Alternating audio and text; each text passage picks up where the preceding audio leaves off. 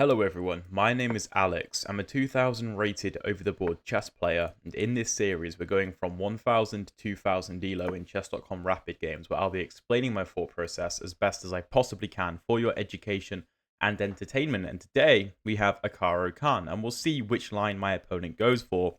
If I have to predict, I'm going to say an exchange. The exchange is relatively popular. Obviously, you can get the normal exchange with like bishop d3, c3, etc. Or you could get the exchange going into the Panov attack, which is one of the harder lines to face with the black pieces. But we've actually encountered the Panov a few times in recent episodes of the speedrun, playlist linked below by the way, where I think we've dealt with it incredibly well, and I've really enjoyed some of the lines I've been playing. If you saw the previous episode of the speedrun, by the way, it's recently come to my attention that my opponent definitely cheated that game, which is very frustrating to have the speed run kind of marred by that kind of thing, because it was a very interesting game. Okay, my prediction was accurate. So let's take back. We'll see if my opponent goes for the Panov. Okay, no, he goes for the normal exchange variation. And here we're most likely going to get something called the Carlsbad structure, where my opponent will play c3. At some point, I will play e6. And this type of pawn structure is known as the Carlsbad, named after... I think it was a tournament in America. I'm sure someone will correct me in the comments, but I swear someone's mentioned it in the comments before. Knight f3 is a little bit of a strange move, because most people actually play the move h3 in this position to stop me from going bishop to g4. Knight f3, of course, encourages the move bishop to g4, and then I'm happy to play e6 and close up the structure. I can play bishop d6, knight c6, castle kingside, and we're happy. Now, allowing my bishop to g4 isn't bad. Like, white isn't going to lose because of it or anything. But h3 is just a popular line, because I basically have to go knight to c6, and after the move c3, defending d4, you can play actually the move e5 there and open things up very quickly. Or you can play e6 and accept the fact your bishop is going to be a little bit bad. But this is a rather good version, because we get our bishop out on this diagonal quickly. My opponent goes rook to e1. One of the big ideas for white in this opening is whacking a knight on the e5 square, by the way. I'm going to go knight c6, apply pressure to the d4 pawn, which I assume my opponent will have to play c3 to defend, because I think we are actually threatening to take it. There's no bishop to b5 check, and you don't have one of those lines where you can get trapped with like a bishop to b5, because we don't have to block with the queen. We can just go king to e7 there, and my opponent gets what, 2 pieces for the queen, but I don't think it's enough in that particular line, particularly because our king's so safe. So okay, c3. And then the question is, do we go bishop to d6, or do we go bishop to e7? Now, I'm going to go bishop to d6. Now, the reason that you might go bishop to e7 is because bishop to g5, if that is played, then you don't have a pin, of course. Now, on bishop to d6, my opponent has the option of going bishop to g5 and pinning my knight to my queen. If I play the move h6, I have to be a little bit careful, because my opponent could go g4, and if my bishop retreats, then if I have to go bishop g6 and he takes it and I take back with the f pawn, I'm going to be left with an incredibly weak pawn on e6, which he's just going to snatch up immediately. So I think I like this move, because if I do go bishop to e7 here, most likely my opponent just goes bishop to f4 and dominates this useful diagonal. Again, I said that e5 is an important square in this opening, so it also supports the e5 square. With a bishop on d6, however, I'm not only fighting for the e5 square, but my bishop is also on a better diagonal, a more active diagonal. And my idea is, on bishop g5, I think I might just go queen to c7, allow the doubling of the pawns, because we get really good control over e5 with a double pawn on f6. Kind of some ideas like in the Tartakower, if you played a Tartakower variation of the Caro Kann, where you play e takes f6 after a knight takes on f6. And with the pawn on f6, it does an excellent job at controlling the opposing knight on the f3 square. And I can probably put a rook on g8 and initiate some kind of attack. But my opponent starts with knight b to d2, of course supporting the knight, which means his queen is now free to move, and he doesn't have to double his pawns because he can just take back with the knight. I think queen c7 looks like a decent move. You could try to be really aggressive and go bishop c7, queen to d6, but I don't think those lines ever really work out. So let's go queen c7. And yeah, I'm not entirely sure exactly what I want to do here. We may go for a minority attack with like a6, b5, maybe b4, maybe knight a5, knight c4. That's also a very common idea in this structure. My opponent goes knight to f1, which does a good job of monitoring the dark squares that I'm controlling. However, because of his inclusion of the move h3, he can't really put the knight on g3 because I'll just win a pawn, because he doesn't have the support of a pawn on h2 as well as f2. Therefore, this knight, either it's going to sit on f1, which is fine, but it means this queen remains tied down to the defense of the knight, or it goes to e3, where I don't really see what it's doing, unless he's trying to maybe support c4.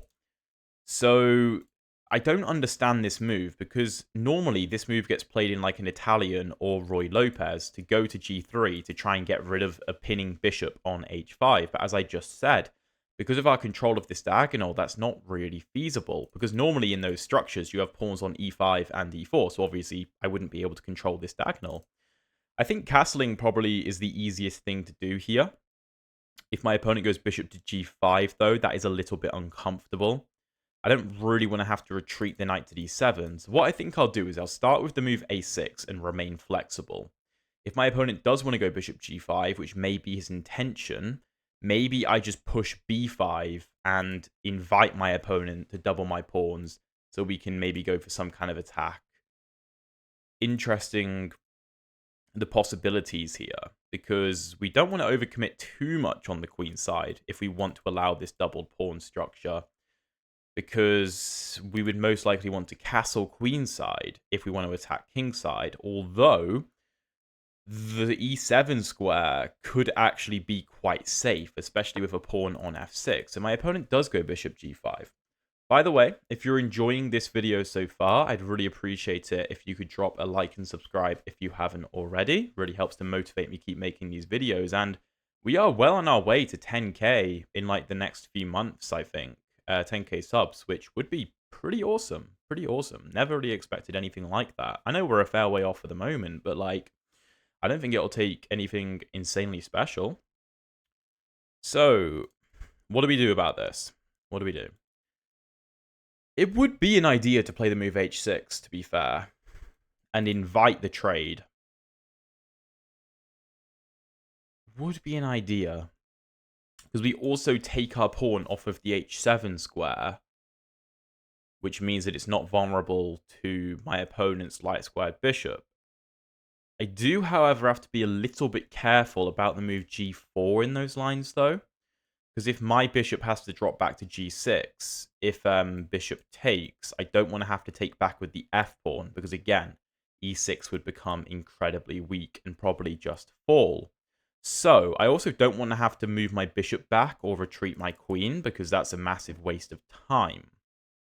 So h6 takes. If g4, rook g8 pinning the pawn, king h1, I don't think I can go taking on g4. I don't think I have enough firepower. So that line doesn't seem to quite work. Now I could castle queenside, because technically I haven't yet committed to the move b5. So I could castle queenside, which would mean my knight is walking into a pin. My opponent may be trying to maneuver his bishop to the g3 square, where with the support of the knight, he can offer an exchange of bishops without ruining his structure. So he may also have that in mind. I could retreat my knight to d7 just to get out of the way, which is an option. And maybe I can go b5, knight b6, knight c4. That's something that I could do. Several possibilities here. Several possibilities. I think knight e4 just loses a pawn. That seems pretty pointless. I think I like the look of this knight d7 move. If my opponent wants to spend time going bishop h4, bishop g3, I don't think that's a problem, to be honest. I can just let him take me. And that's a lot of time to invest into a trade of bishops. Although, admittedly, my dark square bishop is fantastic, considering all my pawns on light squares. Knight to d7 also means I can go ahead and castle if I want, because I'm not worried about these pawns getting doubled. I suppose there is an argument to be made for castling in this position regardless, and just putting my king on h8 and my rook on g8. That is true.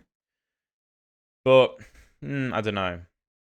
Yeah, the knight on d7 I think is fine, because maybe h6 is a good idea. Ooh, that is really committal. Wow. Okay. Well, of course we have to go bishop back to g6. This seems very risky from white. Very risky. I mean, my plan was h6 and g5 and maybe g4 myself. Opening up the h-file for me like this, though. I mean, okay, you can put your knight on g3 and you have enough support to trade the pieces, but like, this seems really scary. Knight back to f6 also looks like quite a good move, because we're threatening to come into e4, hitting quite a few important squares at the same time. I feel like we actually had a speedrun episode, maybe 10 episodes ago, where we got a similar kind of thing, where the h-file opened up for us in the Caro Kann.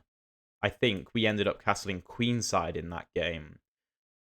But yeah, I think we actually had a knight maneuver, something like this, in that particular game. But we definitely had this setup of like controlling this diagonal and controlling the h-file like this.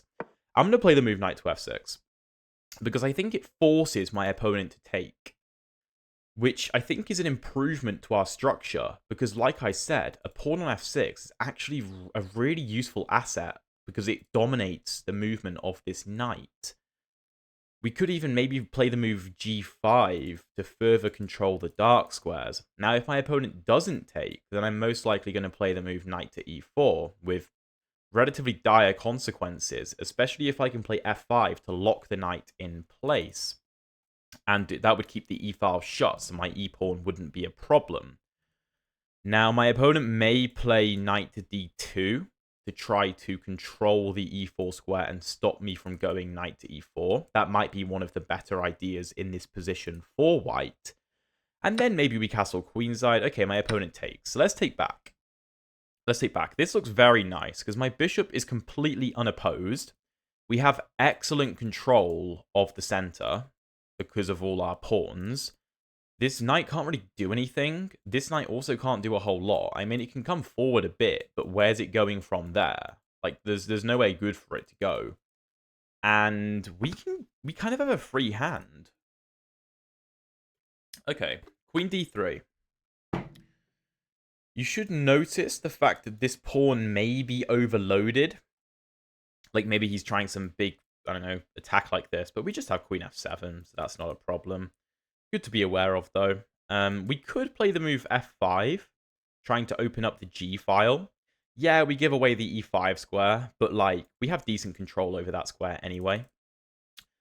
And we threaten to open up the g-file. If my opponent takes, I'll take back with the g-pawn. I'll castle queenside, go rook g8, probably win.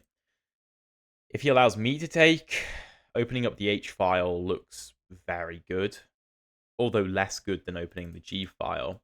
I think, however, my opponent can push g5, and I've just given away the e5 square in the end. So I don't think it's all that good.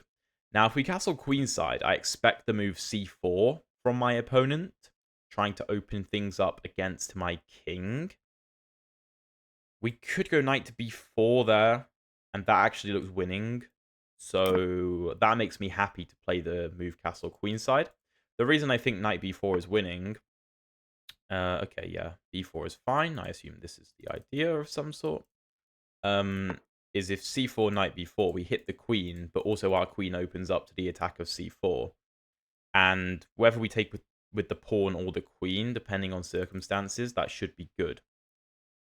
Okay, we should also consider the move e5. we should consider it, trying to open up the center of the board. However, if take, I think my opponent just takes on d5, and I don't really have a clear answer. So, okay, b4. If king b8, if b5, take. I think we're okay there. I think we're okay. Yeah. I do like the look of the move g5, trying to lock the g-pawn in place and play the move f5 as well. That looks promising. If g5, a4... Well, if g5, b5, then we'll just take and go f5 most likely. If knight takes, take... Oh, then we just have like rook g8, and that looks completely winning. I'm going to go g5. If a4, f5... Oh, I suppose if the queen is on d3, I actually can't do that. So maybe I have to drop my knight back to e7 to accomplish this. Also gets the knight out of the way, which can't be a bad thing. I'm going to play it. It looks very natural. I could even try and come in on the dark squares, which, of course, has echoes of that previous game that I mentioned, which you may or may not remember. Although, is my opponent giving me an opportunity to lock up the position with a5? Of course, I could play the move knight to g6, threatening knight to f4. So, of course, my opponent can't take, because I'll just play knight to f4, win the queen. And there is no a7 at the end of the line trying to promote, because I have queen to a5 stopping the promotion. But good to be aware of that threat nonetheless. So if I do play knight to g6... how can my opponent defend that? Neither of his knights can control the f4 square. So what if he moves the queen? Let's say he goes queen e3. Well, then I just come and win the h3 pawn anyway. Is his idea to take on e6 and overload the pawn like I mentioned before? Maybe, but it doesn't work because I just go knight f4 with check. So let's go knight g6. I suppose, well, if he moves his king, it doesn't really help him. It doesn't help because he can't go to h2 or g3 because I control those squares with my dark squared bishop. Like I said, my dark squared bishop is a fantastic piece. This is a very interesting game because this is so atypical of a Caro Kann, let alone a Caro Kann exchange variation. I mean, if you were to give me this position, right, and tell me what opening do you think this came from, I suppose you can see the Carlsbad structure, so you may think, you know, maybe it did come from a Caro Kann exchange, but like, the nature of the position does not look like it came from a Caro Kann. I think there's a very common consensus that the Caro is quite a monotonous, boring opening, and sometimes it can be, I admit, but not always. Not always. We also have very easy mating ideas of like opening up the H file and doubling up the rooks and delivering some kind of mate by doubling up the rooks. So delivering mate shouldn't be all that difficult. Sorry about that, I just had to pick up a call. I think you guys can actually hear the sound effect, so apologies. It's me. It's not anyone trying to call you, don't worry. I had someone comment on a recent video saying they were going insane trying to figure out why someone was calling them, but it was me getting a call. Anyway, yeah, I mean, I mentioned earlier in the game, I mean, I mentioned back in this position, I think. Yeah, I did. I mentioned in this position that we've rotated a knight into these dark squares and ended up winning the game as a result of it. And as the game has continued, we've ended up doing exactly that, which is pretty funny, actually. I think it kind of shows, like, I preach so much on this channel about understanding openings and how your understanding of an opening, not memorization necessarily, some memorization okay, but like understanding the ideas and the themes of an opening and how they relate to your middle game play and how you incorporate them into your middle game play, and you're able to answer strange moves from your opponent because you understand the ideas. not just the moves and memorizing the moves themselves. And I think this is an excellent example of that, because really doing nothing special. I understood these dark squares were most likely going to be weak. I understood the strength of this f pawn, the importance of the h file in tandem with controlling this diagonal. And my opponent goes king g1, offering me the h3 pawn. However, I think it's probably more accurate to start with knight to f4, because you'll start to notice this king is running out of squares. This king is running out of squares.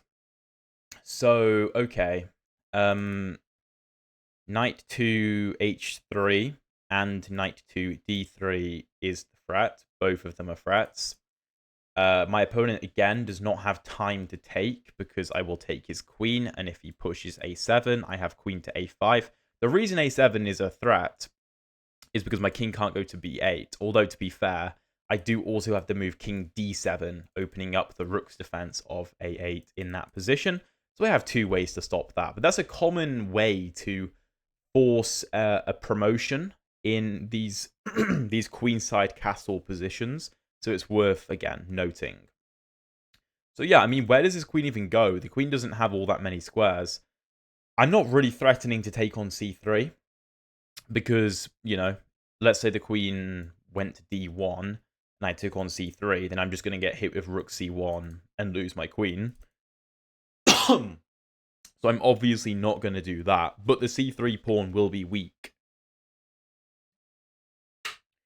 And if I really need to, I can probably just close up the queen side entirely with like a5 and b6. Okay, the queen goes back to b1, maintaining an eye on the b5 square. So, I think we should go ahead and take on h3. I don't think I need to explain why. It comes with a check. The king will go back to g2, and I'll probably return to f4 with another check, right? I think that makes the most sense. Let's do that. Now the question is, how do we actually force a checkmate here? That's a little bit more tricky, because white does have good control of h2, which is an important square. Now, I really like the look of the move rook to h3, because we not only threaten the knight, but we also threaten to double rooks and deliver mate on h1. So let's say rook h3. My opponent takes on a6. I may be able to just to play rook d to h8. If my opponent takes, I can take with the queen, or I can just go king b8. If my opponent pushes, then I'll just deliver mate. So I don't think my opponent has enough time to make anything happen. Now, I should consider, though, if rook h3, knight h2, defending the knight and also blocking my access to the h1 square. If my opponent does that, maybe I can go knight to e2 check, opening up my bishop's attack on h2. So let's say rook h3, knight h2, knight e2 check, rook e2, bishop h2. If knight takes, then queen takes. So king g2. Rook f3, king f3, queen f4, king g2, queen g4. That seems overcomplicated. It seems unnecessary. Okay. What else can we do? What else can we do? Queen c3 actually isn't idiotic. I know I previously said that would be a bad move, but it's not actually a terrible idea right now, because if rook to c1, pinning my queen, I just have knight e2 check, and I win a clean exchange on the c1 square, which should be completely winning. Considering I'm already up a pawn, and I'll be up a second pawn. So that's game over. And the queens get forced off the board. So queen c3 threatens the knight and also mate on h1 or g2. So my opponent can't allow that. If rook e3, though, maybe that defends. maybe that defends. If knight to e2, if rook takes, I'll take the knight. But if king g2, I don't have a good follow-up. Don't have a good follow-up. So, okay. Okay. Rook h3. Knight to h2. What about if I just double up anyway? Do I have a threat? I don't think so. I don't think so. This is more difficult than I expected to actually mate my opponent. Is it any better if my knight is on h3? I don't think so again, because I can't really access the g file with any of my major pieces. Now, what I could do is just play the move a5. If my opponent allows b6, the game is effectively over, I think. If a5 and my opponent goes b6, trying to leave my a-pawn as a weak pawn, I could go ahead and take on c3. Again, rook c1 can be met with knight to e2. If rook to e3, maybe queen to b4, offering a queen trade, because I'm up 2 pawns with a good initiative, is definitely an option. Definitely an option. Taking makes no sense, of course. I think I like the look of the move a5. Now, of course, we'll check after the game with the computer if there's anything better. I just can't find anything. I'm sure there's something better, but I just can't find it. So, okay, let's just double check. Now, worst case scenario, we can always put our queen on like c4 or something, but I'd rather not because we're vulnerable to the knights. So, queen c3. Our threat is to take this knight and deliver mate on g2 or h1, right? So, if rook c1, don't take here first, allowing the queen to take with check. But queen c3, rook c1, knight e2, king g2, queen takes, knight takes, rook takes, king b8. That's pretty much game over. If I take in rook e3, a move like queen b4 can be played. Is there anything better? Again, I can deliver this check on e2, but after king g2, I don't really accomplish anything. My knight is just a weakness. I could always return with check and just ask the question, I suppose, but I think taking is fine. I think taking is fine. So let's do it. Now we're up 2 pawns, but we are castled on opposite sides of the board, so material isn't all that matters. It's more so about trying to checkmate the opponent while the queens are still on the board. And of course, both kings are exposed in a few different ways right now. Although arguably white's king is more exposed. If my king gets to b8, my opponent's attack is going to be very feeble, especially with the inclusion of moves like bishop to b4, blocking off the b file and supporting my a pawn so that it can never really be taken. So that's definitely something I could consider. I think my opponent is realizing rook c1 doesn't work because of knight to e2 check. If rook to e3, again, that's kind of the move I'm expecting here. Yeah, like knight e2 looks very cool, but king h2 and there's really not a good follow-up there. Really not anything impressive. So the most I could do is just return with check and force the king back again. Therefore, on rook e3, queen to b4 looks pretty good. If queen c2 check, king to b8, preparing rook to c8. Although there is rook to b3 attacking my queen there. I could go queen to c4. Well, I suppose if rook e3, queen b4, my opponent could play rook to b3. It's actually a little bit annoying. It's a little bit annoying. Worst case scenario, I can probably dance my way to the a6 square. And in tandem with bishop b4, cutting off the b file, apply a lot of pressure to the b6 pawn. So that's also an option. But my opponent's doing a good job of fighting here. Doing a good job of fighting. Like, the move b6 was basically mandatory. If I get the move b6, you're never going to attack. Okay, he finds rook e3. Again, knight e2, king g2. I don't know how I'm following that up. I have no good checks. My queen doesn't really have anywhere great to go. Might just throw it in just to see if he bites and to waste a bit of his time. I suppose that can't be a bad idea, right? Of course, if he takes and I take this knight, the game is over. Because he can't defend the h1 square. So he has to move his king, and then I'm just going to come back and deliver a check, but I'll waste some of his time and gain some time on the clock. So king g2, check, king goes back. So let's think about it from this position, because that's essentially the position we're going to get. Queen b4, rook b3, queen c4, knight d2,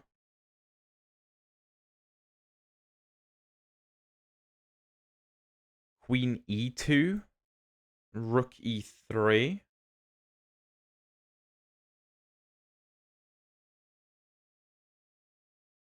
queen a6, and then, yeah, a check on the c file by the rook. I can just go king b8, and I should be all right there.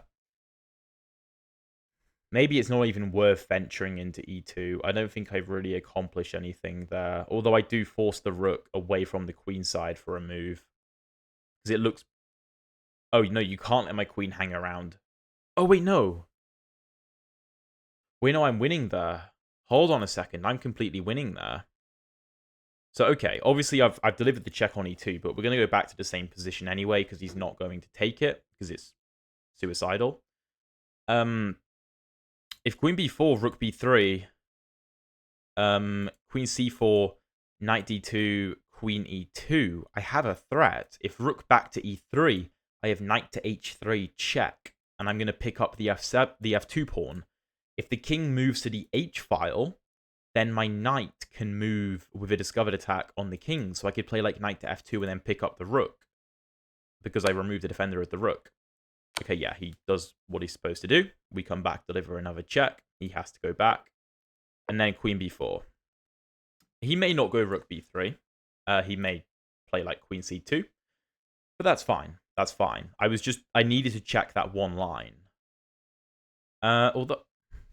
No, I'm fine. I'm fine. I was concerned my queen's going to get trapped, but I don't think so. I think she has access to just enough squares. Just enough squares. And I always have checks looming that could help me out if I need them. Okay, yeah. He goes queen c2. Let's go king b8. Wait. Is my queen trapped?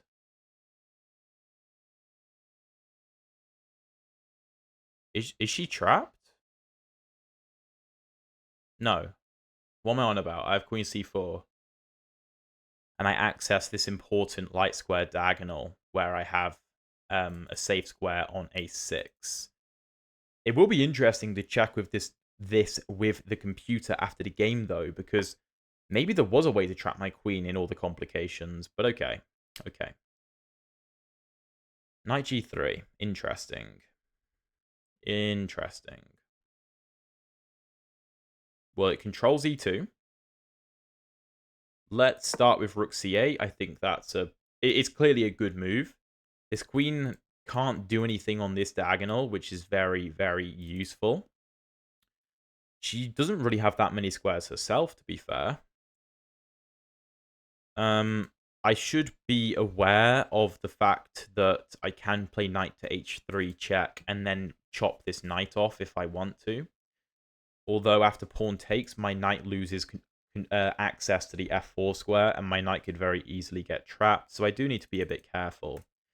However, on a move like queen d1, I think I can seriously consider the move rook to c6. Sorry, rook to c3. Preparing to maybe double up, but also just offer a rook trade. And if I do secure a rook trade, I get access to this very useful third rank, where this knight is weak and this knight is weak. My opponent offers me a queen trade. I should accept it, I think. I see no reason not to accept it. Sure, I could have a very, very strong attack, but this is completely winning. Completely winning. Because I'm already up 2 pawns. I dominate the only open files on the board. I could shift my focus to the C file if I want. I've invaded the second rank. I'm also threatening ideas like knight to h3 and knight to f2 in tandem with my rook. If knight to b3, probably I will go bishop to b4, defending the a5 pawn and dominating the movement of this knight. I suppose it could go to c5, but I'll just snap it off. So that's completely fine. A queen trade, of course, benefits me massively, because it makes my life very, very easy. Like I said before, you know, in this kind of position, material isn't as important. Sure, I'm up 2 pawns, but either of us could get checkmated. Once the queens come off the board, though, material is now very important, because we're going into an endgame where, yeah, the number of pawns you have, it really does matter. And your piece activity really does matter, and I've got more of both. More of both. My opponent is now under a minute, which is excellent news. Excellent news. You can see just how little his knights can move forward. Okay, rook to d1. Let's go bishop to b4, applying further pressure to this knight. My bishop wants to go to the d4 square, most likely b4, sorry, square, most likely anyway. This knight retreats. Very passive, but okay. I could even consider rook to h3, just offering a rook trade, which is very difficult for him to refuse. I could play rook to a2 going after this pawn, but I think I'm just going to offer a rook trade.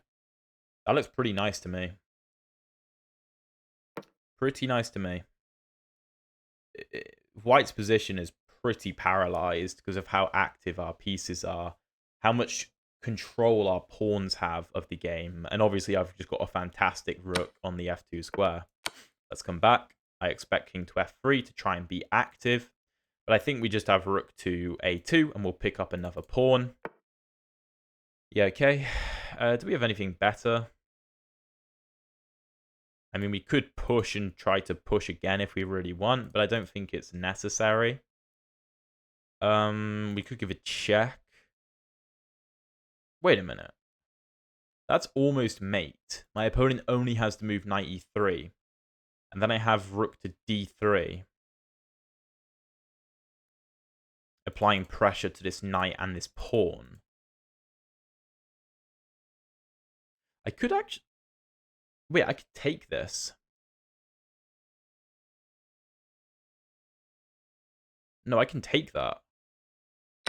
Oh, this is really pretty. Yeah, because if he takes with a rook, then it's mate. And if he takes with the knight, then it's mate. Because that's really nice. That's really nice. The king can't do anything. So he moves his king. He spots the threat. I suppose we just retreat the bishop and get the spoils. Up a piece and 2 pawns. Fantastic. Okay, sure. Let's get on this very nice diagonal. This king still can't really move. Okay. Oh, he's going to try and back rank me. I'm just going to put the knight on g6 to defend the h8 square. I might put it on h4 to block the h file up. Just make things nice and easy. And then bishop to f4 to threaten a trade of pieces. My rook is under attack. That is something I should really watch out for. I don't know why. Wait, could he have taken my rook? I think he could have taken my rook. Yeah,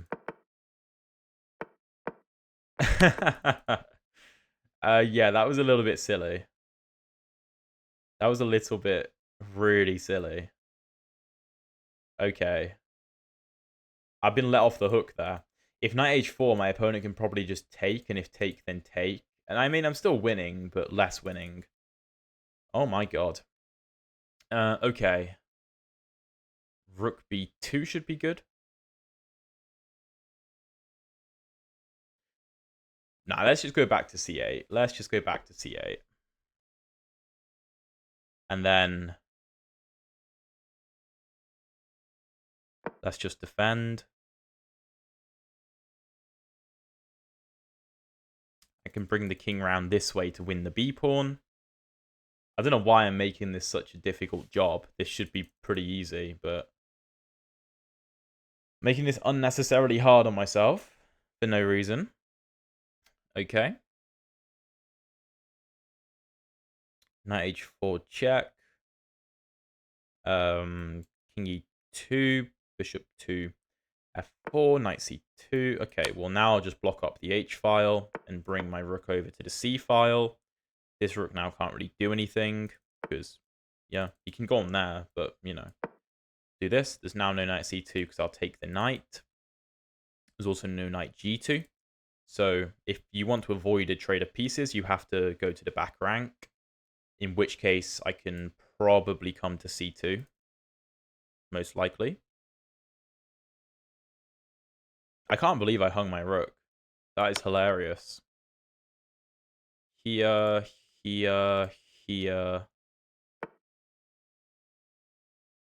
That's just... I'm really trying to hang my rook for no reason. I don't know why I keep trying to do this. Oh my god.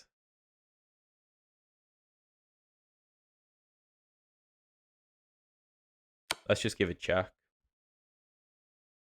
I'm really struggling to convert this endgame for no reason.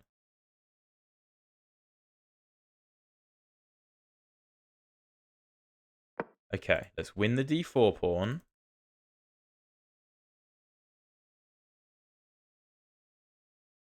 My rook is well defended. Very well defended. Having one of those days. One of those days. But the rest of the game was very good. And I'm quite looking forward to going over it with the engine, to be honest. I want to see what it has to say. Okay. That makes sense. Let's take. If rook takes, what's the move? You should be able to see it. Bishop to d2 check. Picking up the rook by skewer. So my opponent gets my bishop off the board. Let's give a check. Let's give a check.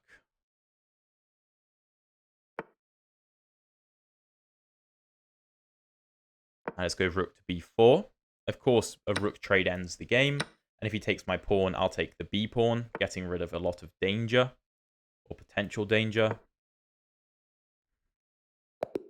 And there we go. Okay. GG to my opponent. Very, very interesting game. I guess my blunder was blundering the rook, which was pretty hilarious, to be fair. But luckily, neither of us spotted it. I think I must have been... Okay, not losing. Not losing, but I shouldn't have done that. But anyway, let's go through the game. So, this is a Caro Kann exchange variation. You can go into the Panov attack with the move c4, one of the harder lines to face with the black pieces. But my opponent goes bishop d3. I go knight to f6. The point of knight to f6 is obviously to develop the knight, but try to play bishop to g4 as well. Knight f3 is played, which is not the best move. c3 is more common and better. You can play bishop g4, but now the queen has access to b3, so the game is a little bit more difficult for black. I normally go knight to c6 in this variation, and just I'm just cool with having my bishop stuck behind the pawns. It'll come to d7 and maybe come alive on this diagonal later on. So knight to f3, bishop g4, castles, e6, h3, all very normal. No reason to trade my bishop off just yet. And you can see by the evaluation, we've effectively equalized very, very quickly. Rook e1, not that accurate. We go knight c6. Rook e1 is fine, by the way. It's just not accurate for some reason. c3. We go bishop d6. Now, I was expecting the move bishop g5 here, in which case h6 is actually quite effective. If the bishop retreats, the computer wants queen c7. If g4, whoa, g5. If gh5,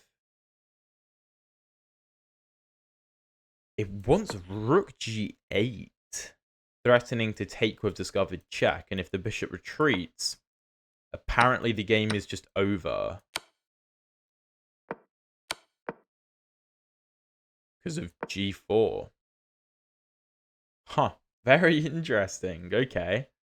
Well, you can see there's definitely some spice in this position still. So knight bd2, which is a good move. Queen c7, computer preferred castling. What's the point after oh, there's no bishop g5. Okay, that makes sense, yeah. Queen c7's fine though. Knight f1, a6. I again probably should have castled, and if bishop g5, yeah, I ignore the threat on my knight. I just play rook a to e8, and if my opponent takes, yeah, king h8, rook g8, kind of as I later realized. But important idea to know, or useful idea to know. Anyway, a6, bishop g5. I go knight d7. Not the best move, but it's fine. g4, which I thought was such a strange decision. And he goes king g2, and, like, he's okay. But after knight f6, taking was not it. I thought he had to go knight d2 to stop me from coming to e5. If he'd have played a move like a4, then I just go like knight e4, and this is very dominant. This is very dominant because I can play f5. Now challenging my knight doesn't work because it's glued in. It's glued in already. So I can just play a move like queen e7, and if you take, then you're probably losing. Okay, it wants to take with this pawn and then open up the g file. Or push or something, but you get the picture.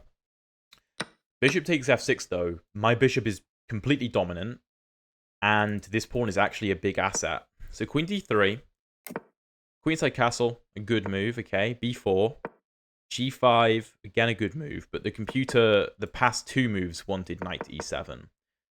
After a4, we now go knight e7, which is the best move. b5 is an inaccuracy because of knight to g6. Now, if we'd have taken... Well, okay, I wouldn't have taken. a5 was the other move I was considering, which is okay, but it's not quite as effective because we need to try and get the knight into the dark squares quickly. Of course, you can't take because I'll just win your queen right now, and this pawn is never getting through. So knight g6, the king moves. Knight f4, queen b1, knight h3, king g2, knight f4, king g1. And then I go a5. Okay, that's the best move. Rook h3 was my other consideration. I couldn't find a good answer to knight to h2. The computer wants to double up anyway. But I don't see the threat. What's the threat? Oh, it just wants f5. Ah. If takes, then g4. And if takes, then here. And if I take you, you either move your knight and lose this knight, or you take and get mated. Didn't see that. Interesting, though. You can see why I didn't see that, though. That's kind of intricate. But a5, b6, and yeah, queen c3 is the best move. Awesome. Rook e3. I throw in knight e2, because you can't take because you get mated instantly. You know, the game is over. So, it wastes time, though. It wastes a good 2 minutes, which is great, because it gives me time to think. And I came up with the idea. So queen b4, queen c2 check. Now, what I wanted to make sure of was after rook b3, which is the best move, the computer keeps wanting to throw these in, just for the sake of it, is after queen c4, if knight to d2, I thought I had queen to e2, because if rook to e3, I have knight to h3, and the game is over. So that's the line I checked, and I was happy with, so I went for it. Queen c2, king b8, knight g3. You can't keep on attacking my queen, because I'm just going to probably come to c4. Again, the computer wants to throw this in again, because if take, then take. So after this, it just... It's so funny. You can just keep repeating the knight check, and there's like nothing white can do about it. But my opponent goes knight g3, rook c8, queen d2, and of course, I'm more than happy to trade.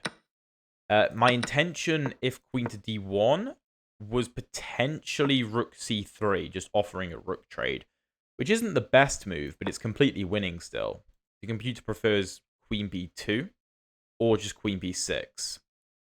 Yeah, no, queen b6 makes a lot of sense, actually. But anyway, queen d2. I take, knight takes, rook c2, rook d1. We go bishop b4. These are the best moves for black. Just applying pressure. Knight g to f1. Rook h3. It preferred rook h4, but this is fine. Take, take. King g2. Knight back to f4. The common theme continues. King f3. And here we take on d2, because if you take back... Well, here I actually don't have this check because of knight to e3. However, I could just trade the rooks. And being up 2 pawns in this endgame, this knight has no good way into the position. I suppose you have knight to b3, though, going after my a pawns. The computer wants to respond like this, which makes sense. And then this knight has to retreat anyway, and you can pick up the pawn on b6. But my opponent moves his king. We go bishop b4, knight e3, and here I completely blunder the fact that my rook is under attack. I just completely blunder it. Now, if my opponent takes, which obviously he should, I'm apparently still better here if I find this continuation. And if rook a1 defending, I have knight c4. And the material is technically equal because I'm up 2 pawns for the exchange. I also have traps like this, which, yeah, pretty cool. Fortunately, my opponent misses the fact that I hung a rook. And then, I mean, the cleanup process is relatively easy. We don't need to go over this too much. This is a nice idea where you can't take because of bishop to d2 check, picking up the rook, and the knight holds everything together. But my opponent doesn't allow it. And, yeah, I mean... this position, my opponent has nothing. To avoid a rook trade, he'd have to do this. But he's... oh, no, he can come to b5. He can come to b5. I was going to say his rook gets trapped, but no, that's not right. But the game is obviously over. Probably just rook c4 ends the game on the spot. So, yeah.